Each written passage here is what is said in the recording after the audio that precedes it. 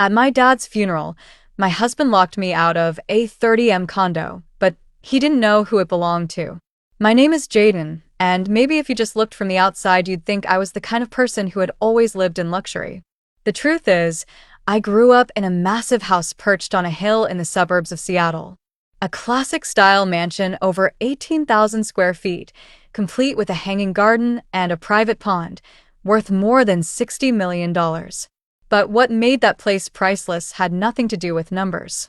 My father, Daniel Brooks, was a master architect who not only designed landmark buildings for major corporations, but also spent 15 years of his life building that house. Every stone, every beam was tied to his dream and dedication. None of us ever called it a mansion. To my dad, it was a home built on values. He used to say, "A real home isn't built with money, but with the character of those who live in it."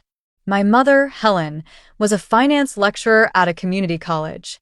She didn't wear designer clothes or carry expensive handbags, but just one listen to her lecture, and you'd understand why my father loved her so much. She could turn complex concepts about investing, saving, and budgeting into inspiring stories. And she applied those lessons to our family life with unwavering discipline. I still remember when I was 8 and asked my mom for a gaming console because all my friends had one. She just smiled and asked, "Would you like to learn how to buy it yourself with your own money?" So I started doing chores, folding laundry, mowing the lawn, even helping organize my parents' mini library. It took nearly 4 months to save up enough. When I finally brought home the console, my mom said, "You didn't just buy something, you learned the real value of money." Even though my family had enormous wealth, my parents chose to send me to the local public school where my friends had no idea about the kind of numbers my parents dealt with every day. I took the bus to school, ate sandwiches my mom packed, and never wore flashy jewelry. One time when I was invited to a friend's house, my mom reminded me, "Jaden, don't talk about our home unless someone asks. Let who you are be what people remember, not where you live." I learned to live simply in a world where people assumed I had everything. But the truth was, I was taught that the most valuable asset isn't a big house or a bank balance. It's how I treat others, how I face challenges, and the honesty behind every decision. My dad once took me to the top floor of our house, a study lined with walnut wood and windows overlooking the entire city. He stood there, arms crossed, looked at me and said, "Jaden, one day this house will be yours. But remember, that doesn't mean you belong to wealth. Let your value come from what you do, not what you inherit." I was too young to fully understand his words back then, but looking back, every word feels etched into the bricks of my mind. That house wasn't just a roof over my head, it was a quiet reminder that nothing is stronger than ethics and integrity, especially in a world where greed constantly knocks on the door. I grew up with that mindset, carrying with me a quiet world many never see. But I never forgot what my father taught. Wealth without understanding only leads to loss. And I believed that, until the person I loved most shattered everything I held sacred. I used to think that living humbly in a wealthy family was the best way to avoid judgment, but it turns out sometimes silence itself invites people to make up stories about you. When I was 12, something happened that completely changed how I saw friendship and financial boundaries. I was in 7th grade at Rockridge Middle School, a modest school full of color and character. I had a close group of 3 friends, Chloe, Natalie, and Madison. Natalie was the most outgoing, always laughing, always talking, and the first to ask, "Jaden, is it true your house has an elevator? A private movie theater too?" I gave a half smile and didn't answer. I didn't want my friends to see me as different. I loved our lunch breaks with cookies in the cafeteria, our silly games on the field, and I truly believed what we had was genuine. Then Chloe's gaming console broke. It was a new console her dad had gifted her for her birthday, and she had proudly brought it to school. During recess, she handed it to me to try. I still remember the cold sensation in my palm when it slipped and hit the cement floor with a sharp crack. The screen went black. Chloe stared at me, not crying, but her lips trembled. I immediately apologized and said I'd find a way to fix or replace it. That evening I told my mom. She looked at me for a long moment, then gently said, "Jaden, You can apologize, you can find a repair shop, but you can't use family money to fix mistakes that weren't made with bad intentions. You'll have to take responsibility through your own effort.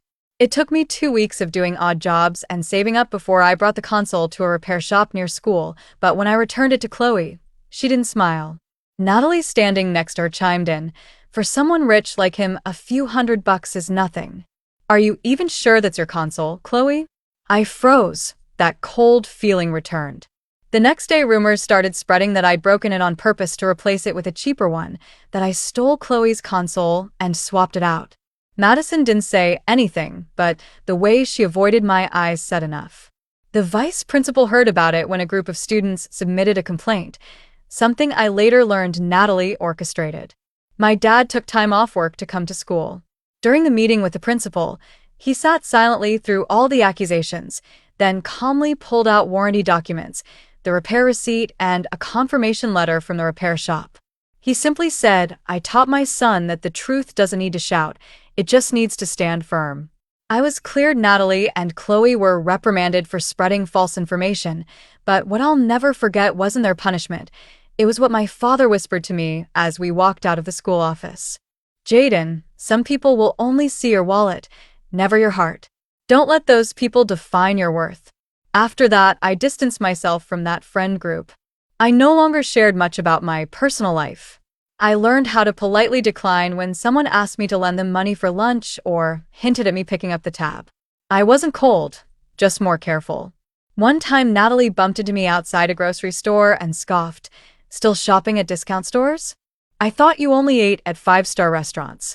I just nodded because by then I understood one thing clearly. You don't need to explain yourself to people who've already chosen not to believe in you. Years later, I still keep that old gaming console, scratched, worn out, and no longer working, but to me it's a reminder of the value of saying no, of the first wounds trust can leave, and of how I learned that sometimes true wealth is the ability to stand alone without losing yourself. I met Jack when I was 35 at a finance seminar in Denver, where I was invited as a guest speaker on digital banking security. He was one of the attendees, sitting in the third row, and the only one bold enough to ask a challenging question after my presentation. Is there a line between the convenience of technology and the cost of personal privacy? That question didn't throw me off, it intrigued me. He wasn't asking to show off, he was asking to understand. After the seminar, we talked for a bit in the coffee area, and I realized Jack was the straightforward, cheerful type with a unique way of thinking. He worked in digital marketing, not wildly successful, but clearly passionate. And more importantly, he had no idea who I was beyond that day's talk. Something that felt like a relief. We kept in touch. The first texts were about work, which slowly turned into late-night calls, weekend coffees, then short getaways just to escape the inbox. Jack had a kind of energy that made life feel lighter. He wasn't fazed by my title, never asked about my assets, and wasn't curious about my family. Once I jokingly asked, "Aren't you going to Google me?" Jack just shrugged. "I'd rather learn about you from you." After 2 years of dating, we had a small wedding by Lake Tahoe with just family and a few close friends. My mom sat next to me while I got my makeup done and whispered, "Your dad would be smiling if he saw you today." I believed that too. If he were still alive, I think he would have liked Jack. At least at first. After the wedding, Jack moved in with me into the high-rise apartment my parents had bought for me downtown. A month later, I decided it was time to show Jack more about the home in the western hills of Seattle, the one I grew up in. I hadn't brought anyone there since my dad passed away 3 years earlier. Partly because I wasn't ready, partly because I was afraid someone would see it as a trophy. That visit happened on a sunny Saturday afternoon. When the automatic gate opened, Jack fell silent. He stepped out of the car slowly, like he was walking into another world. The slate roof, the tall windows catching the sunlight through the blazing red maple trees, the pond still shimmering like the summers of my childhood. I watched his eyes as he entered the grand hallway lined with the familiar walnut paneling and the architectural details my father once sketched by hand. "Jaden, you lived here?" His voice was hoarse. I nodded. "I grew up here." He gave a small laugh like he still couldn't believe it, but I noticed something flicker in his eyes, a curiosity I hadn't seen before. After that day, he started asking more questions. At first they seemed casual. How long did your dad take to build this? Who manages the garden? Has the house ever been reappraised? But gradually, he mentioned more specific terms. Personal assets, inheritance, deed ownership, and decision rights. I couldn't deny that something inside me began to feel cautious. I didn't want to think poorly of Jack, the man I chose to marry, but I also couldn't forget my father's lessons. The one who truly loves you will respect your boundaries even when you don't explain them.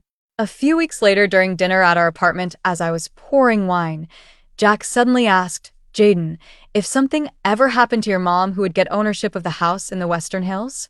I froze, the glass in my hand trembling slightly. Looking him in the eye, I said, "That's a family matter, Jack, and I think you understand that." He smiled, but it wasn't the warm smile I was used to. For the first time since we met, I felt a small, thread-thin but razor-sharp distance forming between two people who once promised no secrets, and I began to wonder, was there something inside him I'd overlooked? Just because I'd trusted too soon? The message from my mom came on a Monday morning, just as I was about to join a virtual meeting with a bank executive. The message was only a few words: "Jaden, your father needs you." I left the office within 10 minutes. On the way to the hospital, my mind was spinning with speculation. My father had always been healthy. Every morning he walked for an hour around the backyard garden, ate well, and never skipped his routine checkups. But when I walked into the hospital room and saw him lying there with a gaunt face, I knew things were no longer simple. He smiled when he saw me, but the eyes that once held unshakable resolve were now shadowed with exhaustion.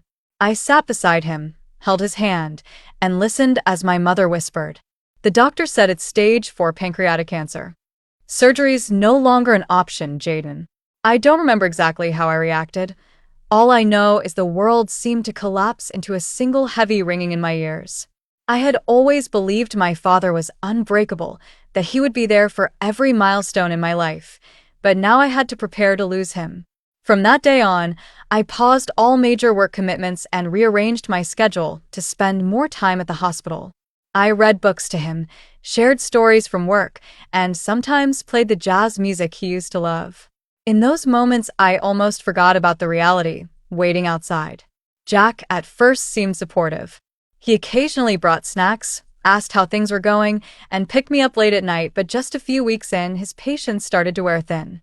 One night when I came home exhausted after a long day at the hospital, Jack was standing at the door, arms crossed, his usual warmth gone. "Jaden, how long are you planning to keep this up?" I frowned. "What do you mean?" "I mean, I understand you love your parents, but our life also needs attention. You're gone all the time. I feel like I'm alone in this marriage." I stood in silence. I was too drained to argue, but inside something cracked. Was this really the man who once promised to stand by me through everything? A few weeks later, my father passed away on a quiet morning. My mother and I sat by his side, his hand holding mine until the very end. I didn't cry, I just sat there, listening to the monitor go silent, and felt a part of my heart leave with him. The funeral was held in our family's garden, simple and dignified, just as he had wanted. Throughout the ceremony, Jack was there, polite but distant. He avoided my gaze and barely acknowledged the grief I was carrying. After the funeral, my mother handed me a thick file. Inside was a carefully prepared will. My father had left me full ownership of the hillside mansion, the place he once called the heart of the family. The house was valued at nearly $5,500,000, but to me, it was priceless. Jack heard the news from a relative at the funeral, and his attitude shifted instantly. That night over dinner, he suddenly asked, "So, what are you planning to do with that house?" I looked at him, a sense of caution rising in me. "I haven't thought about it yet. Everything's still too fresh." He nodded, then added, "I was just thinking, if both of us were on the title, it might make things easier later. Legally, I mean." I didn't respond, but my heart tightened. For the first time, I felt Jack was looking at my father's legacy not as a family heirloom, but as a prize to be claimed. A few days later, I got a call from the family attorney. Mr. Peterson, my father's longtime friend. He confirmed that all the transfer documents were finalized and I was the sole legal owner of the house. I stood on the second-floor balcony of the mansion that windy afternoon, looking out at the garden my father once tended with his own hands, and I silently promised him I would protect this place no matter what. But I never imagined that the first person I'd have to protect it from would be the man sleeping next to me each night. 6 weeks after my father's passing, the atmosphere in our shared apartment had grown increasingly tense. Jack could no longer hide his restlessness. He started asking nonstop questions about the legalities of the house I had just inherited, and even though I gave clear answers repeatedly, he kept circling back to the same topic. One evening, as I was looking through my father's old keepsakes in the study, Jack showed up at the door with a more serious expression than usual. He handed me a stack of papers, placed them on the desk, and said casually, "I just met with a lawyer named Jerry Peterson. He knows a lot about inheritance laws in Washington. I think we should co-own the house to avoid future complications." I stared at him. "Jack, what are you saying? Why would the ownership need to be changed?" He shrugged, trying to seem harmless. "We're married, Jaden. What's yours is mine, right? It's just a formality." I sat up straight, my heartbeat quickening. "No, that house is a personal inheritance directly from my father, and you know that." He stayed quiet for a few seconds, then smiled, but the warmth was gone from his eyes. "Well then, I guess you won't be surprised to hear I already did it."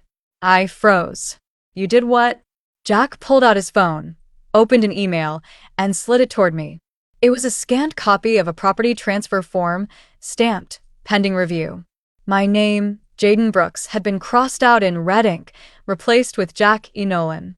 I was stunned. "What the hell did you do?" "Jerry said I could process the paperwork as a spouse if I could prove vested interest. And guess what? I already paid him $300,000 up front." I shot to my feet, my voice trembling. "You tried to transfer a property in my name without my consent? Are you insane?" "I did what had to be done. If you won't share, I have to protect myself. We can live like roommates if that's more comfortable for you. Otherwise, I think divorce is a reasonable option." Every word hit like a cold blade. The man I once thought would hold my hand through life now stood before me like a stranger, calculating and cold. I took a step back, struggling to stay calm. "Jack, what you've done isn't just illegal, it's betrayal. You took advantage of me and the trust one gave you." He crossed his arms, smirking. "Trust? What trust? You hid your family's entire wealth from me. I married someone who never shared anything truly important." I stood frozen, my heart pounding. But instead of arguing, I walked out of the room. I needed proof. I needed to know if what he said was just a bluff. And when I called my father's lawyer, the real Mr. Patterson, not this so-called Jerry, I learned things were worse than I thought. Mr. Peterson sighed after hearing my story. "Jaden, there's no licensed attorney named Jerry Peterson in this state. You've been scammed. And if Jack paid that person, he may have fallen victim to a legal fraud." It felt like the air was sucked out of my lungs. Jack hadn't just tried to steal my inheritance. He'd also been gullible enough to lose a fortune in the process. But the deepest hurt didn't come from the financial loss. It came from realizing I had loved and trusted someone completely unworthy. That night, I came home to find Jack sitting at the dining table, his face pale. "Jerry's not answering his phone. I think I've been scammed." I didn't yell. I didn't curse. I simply placed the original property documents that Mr. Peterson had just sent on the table, along with a copy confirming I was the sole legal owner of the house. "You've crossed a line, Jack, and I have no reason to stay with you anymore." He opened his mouth to speak, but I raised my hand to stop him. "There's no explanation that can fix the trust you destroyed."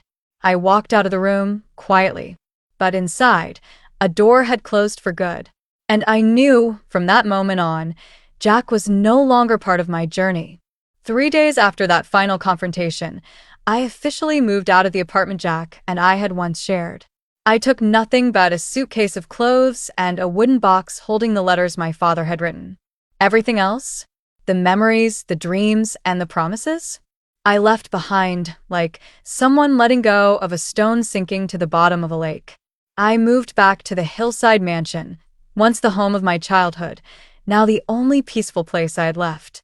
I thought that after I exposed the truth and cut ties, Jack would quietly disappear from my life. But I had underestimated the greed and delusion still lingering inside him. That morning, while I was walking with my mother in the backyard garden, the gate buzzer rang nonstop. On the security screen, I saw Jack standing outside, hands on his hips, his face flushed. Either from anger or embarrassment, I couldn't tell. I picked up my phone and connected to the intercom system. "Jack, what are you doing here?" He looked straight into the camera, his voice loud and firm. "Jaden, I have a right to enter this house. You're holding it unlawfully. We need to talk." I responded calmly. "I'm the legal owner. If you don't leave, I'll call the police." As if he had anticipated my reaction, Jack pulled a stack of papers from his coat pocket. "I had a new lawyer go over everything. You think you're smart, but I'm not naive anymore." I didn't say another word. I immediately called the security team. Less than 5 minutes later, 2 security officers arrived and asked Jack to leave the premises. He resisted, yelling that he was the victim, that he'd been tricked, that I had no heart. But I didn't go outside. I just stood behind the glass door, watching him scream at the sky, while the men who once worked for my father stayed silent and did their jobs. That afternoon, I met with my lawyer at the office to finalize something important: a restraining order. I no longer wanted to live with the fear that Jack might show up at my door, switching between begging and threatening. Just as we were about to finish, my phone buzzed. A message from an unknown number appeared. Jack was scammed out of $360,000. Jerry is a fake name, not licensed in any state. The message came from an old acquaintance in the legal field who had once worked with Jack on a marketing project. He knew Jack was spiraling, having lost his money, his reputation, and his marriage. It turned out that the lawyer Jerry Jack had blindly trusted was actually a professional con artist. He had been investigated multiple times for impersonating legal professionals and scamming the gullible. Jack had wired him a massive amount, $360,000, to speed up the transfer of ownership, only to receive a series of forged documents so well-crafted they nearly fooled me too. I should have felt vindicated, but in truth, I just felt empty. Jack had thrown himself into the abyss, and no one could pull him out but himself.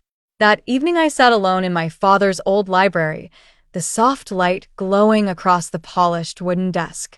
I opened a drawer and took out the letter my father had written to me before he passed, a familiar, steady handwriting that calmed me just by looking at it. "My dear Jaden, if one day you find your trust betrayed, remember, trust is the most precious thing we build. It takes time to create but can vanish with a single lie. Don't mourn what was lost because losing what's unworthy is sometimes the only way to keep yourself." I folded the letter and took a deep breath. I knew I had crossed into a new chapter of life, without Jack, without the dreams others once tried to exploit, and if my father had left me anything more valuable than the hilltop estate, it was the strength I held in that moment. Outside, the breeze whispered through the maple trees. I could hear my mother laughing with the gardener. Life was moving on, and for the first time in years I felt like I was truly in control, not just of the house, but of my heart. The divorce proceedings moved faster than I expected, perhaps because Jack no longer had the strength to fight.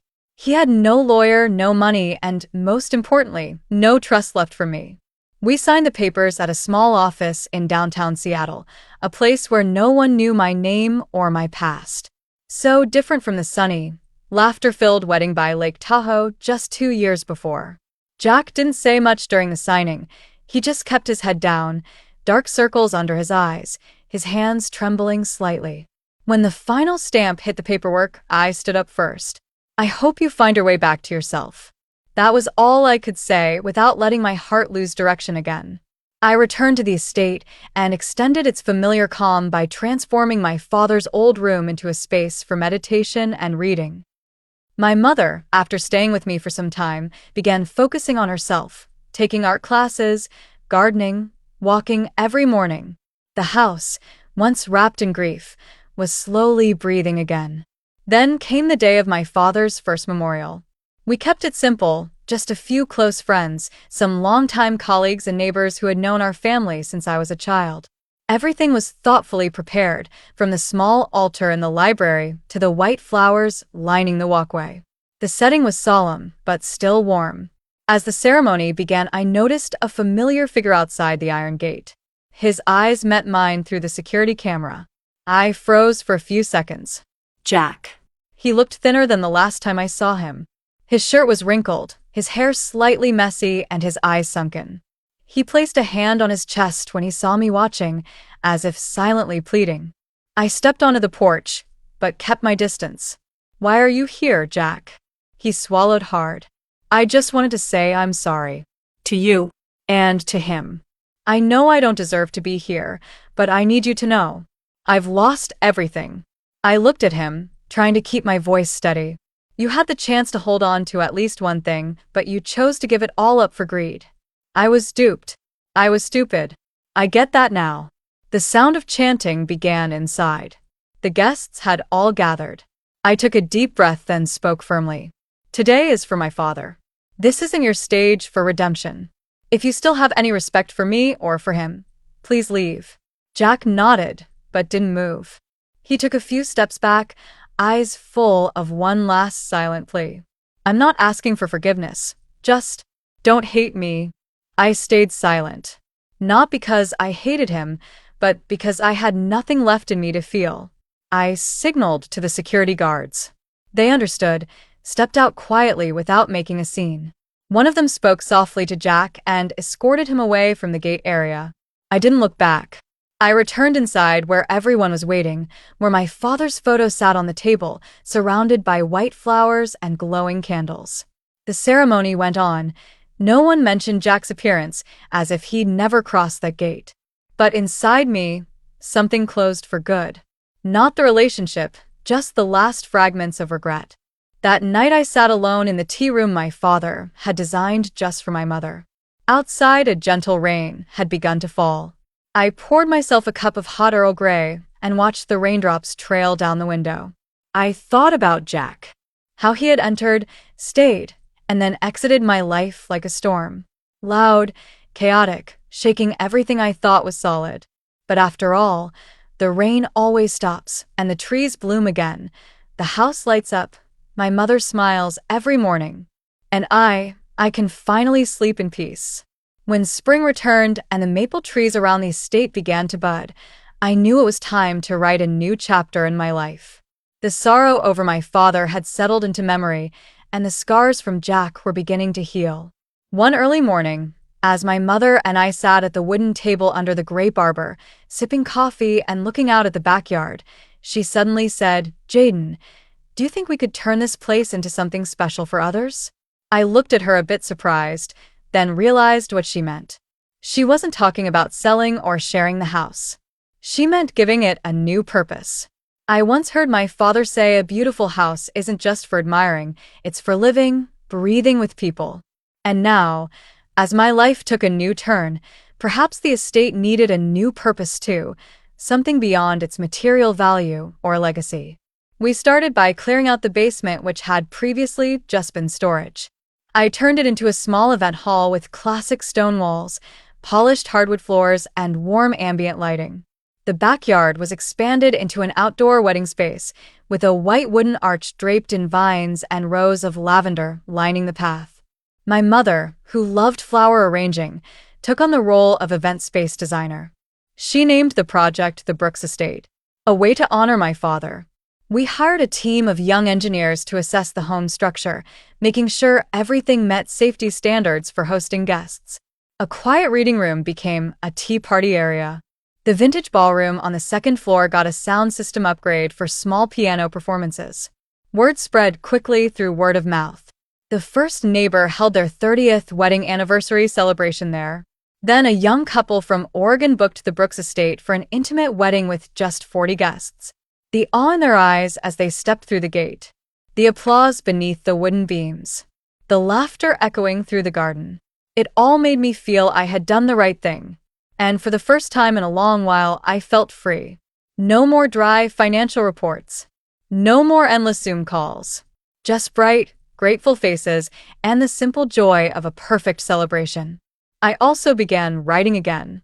Old journal entries, Memories of my father, reflections from my failed marriage. Not for publishing, but for healing. Strangely, the mansion, once filled with sorrow, was now a place of restoration. Each morning, my mother and I walked the vast grounds, baskets of fresh flowers in hand.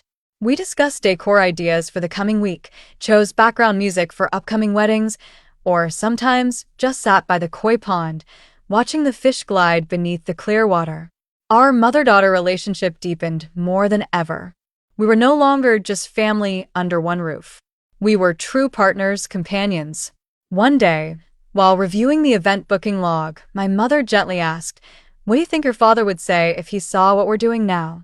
I smiled, my eyes turning toward the sunlight streaming through the window. I believe he'd be proud, because we kept our promise to keep this house alive in spirit. We didn't expand too quickly. We accepted no more than 3 events a month to ensure quality and attention to detail.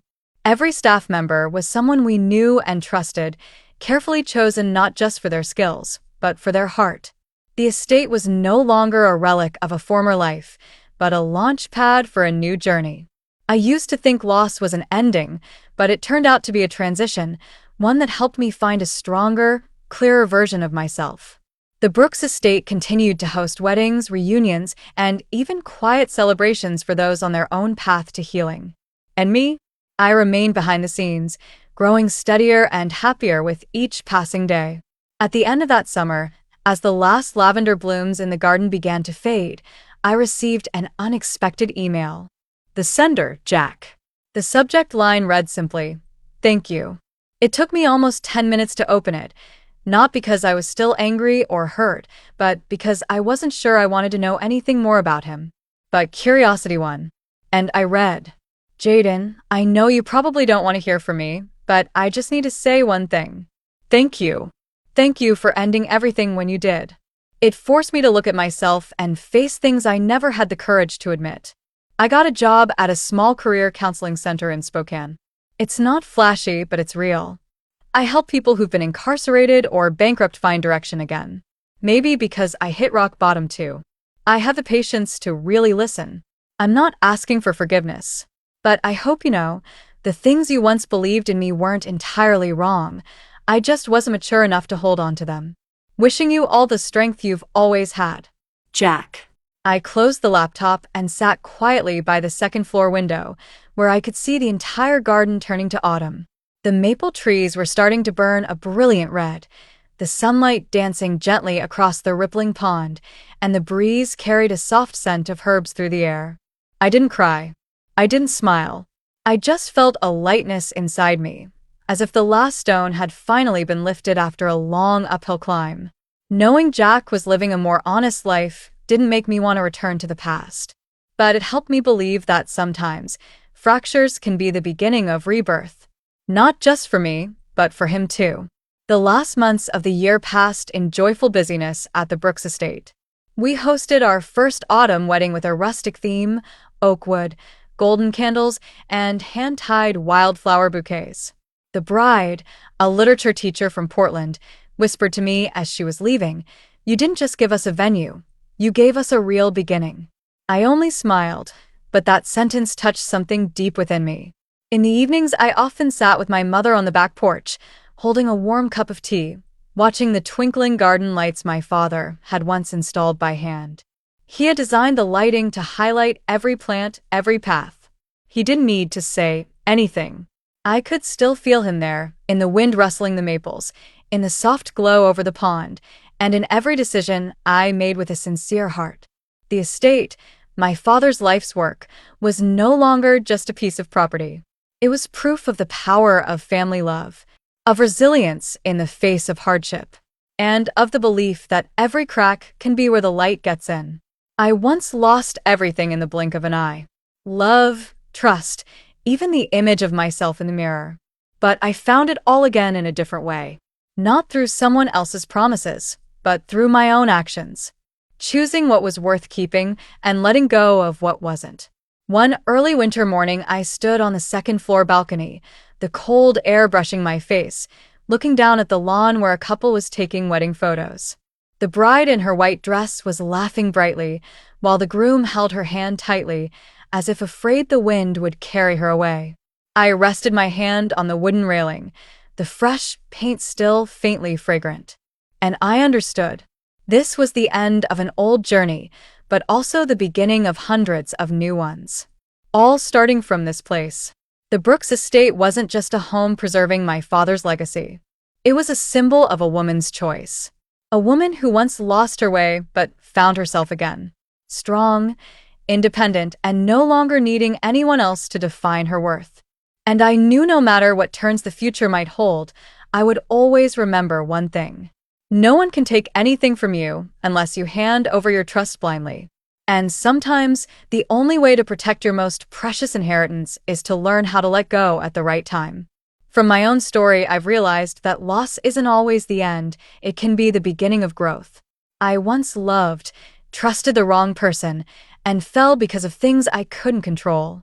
But it was those very fractures that taught me how to rise and rebuild a life with resilience and intentional choices.